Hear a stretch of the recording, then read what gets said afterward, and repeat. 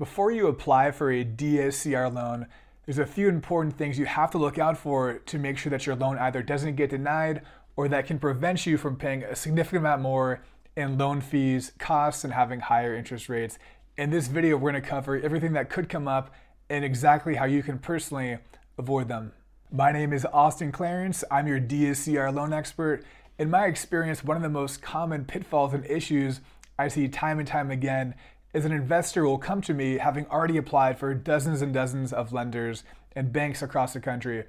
What that does is when you're spreading out all these credit inquiries that are visible to me on the credit report and you're doing over a long period of time, all these credit inquiries are lowering your credit score. What I personally recommend, and it's crucial, is doing a soft credit check. Have the lender do a soft credit check. It generally has the same information. Every lender eventually is going to have to do a hard credit check, but at least starting doing a pre-approval with that soft credit check, then the inquiry will never show up on that credit report. The inquiry never is going to lower your score.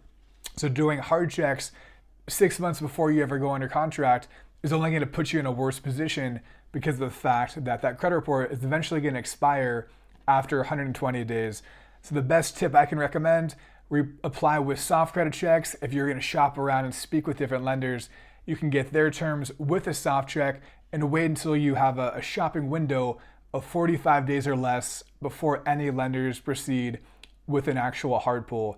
Generally speaking, the credit bureaus give you a 45-day window to shop around to have your credit pulled first, second, third, 300th time. And if you're within that same shopping window, it should not impact your credit regardless of how many inquiries you have on your credit report. Another component that pops up pretty often is assets, making sure that all the funds that you're going to use for the down payment, closing costs, and reserves is fully verified. So always send in those 2 months of bank statements as soon as possible. But more importantly, avoid shuffling money from one account to another.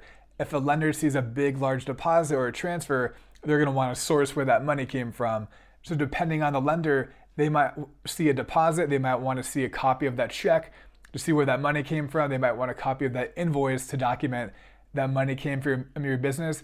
It can be a major headache. Again, not all lenders that I work with as a broker require the seasoning of funds and are going to look really strictly at the large deposits, but always a great idea to, if you can, avoid shuffling that money because the lender's going to look at 2 months worth of bank statements. So they're going to see the past rolling 60 days to see if there's been any significant deposits that stick out as an outlier against all the other funds. I definitely recommend asking your lender, do you accept gift funds if you're planning on using money from family, friends to help out with the down payment purchase? Some lenders don't accept gift funds. Making sure that all of your assets are verified up front will make sure that your deal is going to be airtight and you're not going to have any hurdles come up once you get to underwriting. From my experience, I think one of the most crucial components to understand is making sure that your rental income and your deal is going to hold up after you get the offer accepted. Getting the offer accepted, I know that can be half the battle if you're putting in lots of offers, you're negotiating. Once you get that purchase contract, that deal is live. Now you have to make sure you're going to get approved through underwriting to be able to get to the finish line. Different lenders are going to come up with different calculations for the income on a DSCR loan.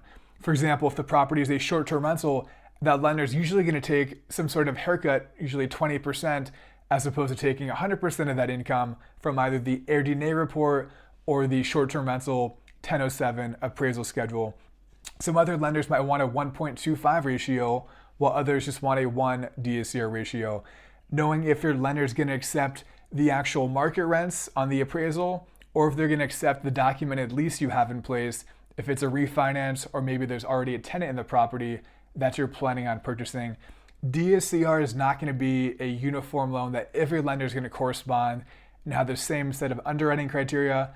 Every lender is going to have their own set of guidelines and underwriting criteria. Really great idea to make sure you speak with your lender up front. What is the DSCR ratio we need to get approved? Do you accept short-term rental income? Go over the property itself. You might have to have a higher DSCR ratio if the property is a 4-unit as opposed to a 1-unit property.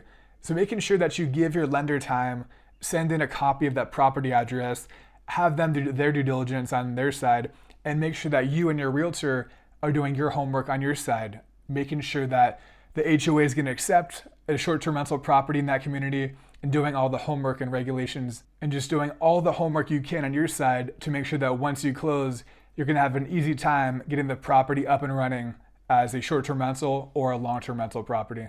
If you're not sure if your property is going to qualify, highly recommend send me a copy of the address. We can crunch some numbers to make sure that your deal is going to be airtight.